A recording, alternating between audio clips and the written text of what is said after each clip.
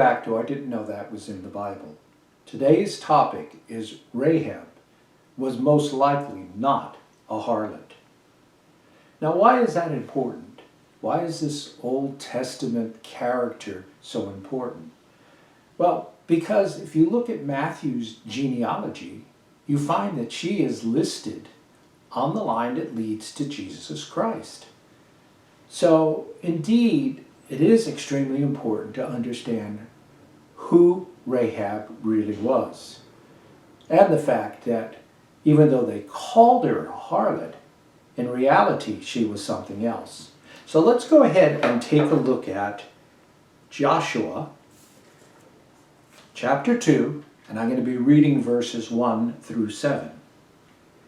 Then Joshua, son of Nun, secretly sent 2 spies from Shittim. Go, look over the land, he said, especially Jericho.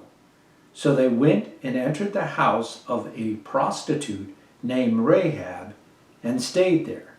Now, this is where they get this whole concept that she is a harlot. But as I read on, you'll see why that is not the case. Verse 2. The king of Jericho was told, look, some of the Israelites have come here tonight to spy out the land. So the king of Jericho sent this message to Rahab. Bring out the men who came to you and entered your house, because they have come to spy out the whole land. But the woman had taken the 2 men and hidden them. She said, yes, the men came to me, but I did not know where they had come from. At dusk, when it was time to close the city gate, the men left. I don't know which way they went. Go after them quickly. You may catch up with them.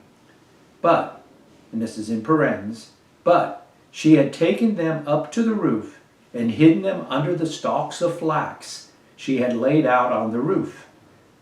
So the men set out in pursuit of the spies on the road that leads to the fords of the Jordan.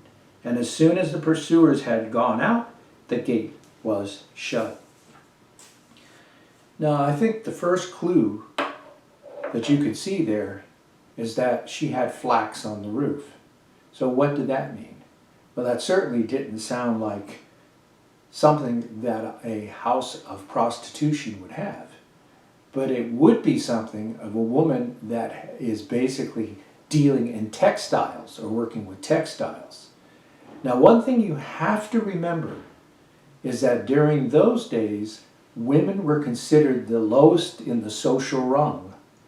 So if you get somebody like Rahab, who was a businesswoman, and a successful businesswoman as that, then she would probably get the nickname of harlot or prostitute.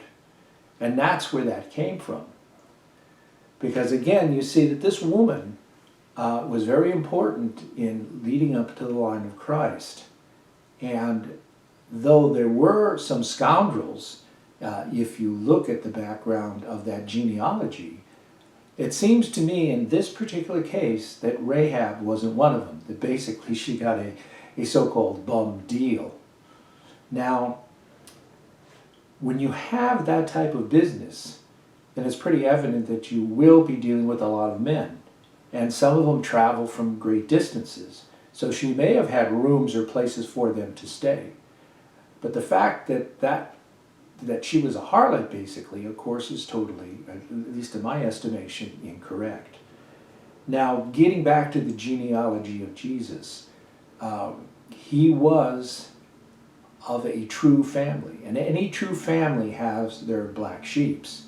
And you don't have to look any further than David, who had Uriah murdered because of his affair with Bathsheba. Obviously, he wouldn't seem like a prime candidate to be in the line of Christ. And there were many others as well, too. But you have to remember that Jesus was of the flesh. He was of a family, and when you're of the flesh, there will be sinners. So, in that case, when we look at Rahab, it certainly wouldn't disqualify her from being a harlot. I mean, it could figure. But again, looking at the writings here, it's pretty, I feel, pretty evident, and again, looking at other places as well too, that she definitely was a businesswoman and not a harlot. Now again, Jesus came in the flesh, and that was his fleshly family, but he also came in the spirit. He was both man and God.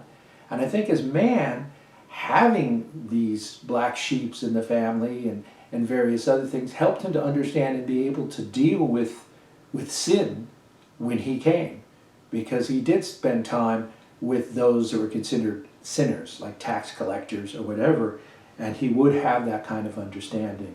But I mainly just wanted to set the record straight as far as Rahab is concerned. Again, this is just another part of the study of the Bible and getting into it, that you start to make these little discoveries that are fascinating. They may not be earth-shattering, but they certainly are fascinating, and helps you get actually a bigger picture of what God wants to tell us in his word. So again, I hope you enjoyed this lesson today. I kept it fairly brief. I figure that a lot of you may be have been celebrating the night before. This is the day after Christmas, so you may want a little relief. I do want to wish all of you a very happy new year for the coming year, 2022. And as always, I do ask you that if you do enjoy it, please give a thumbs up and also subscribe and ring that notification bell, which will tell you whenever a new video is up. There's no cost for it, but it does help this channel. So I would appreciate it very much. So again, God bless you. I hope you have a great week, and thank you again for tuning in. Bye-bye.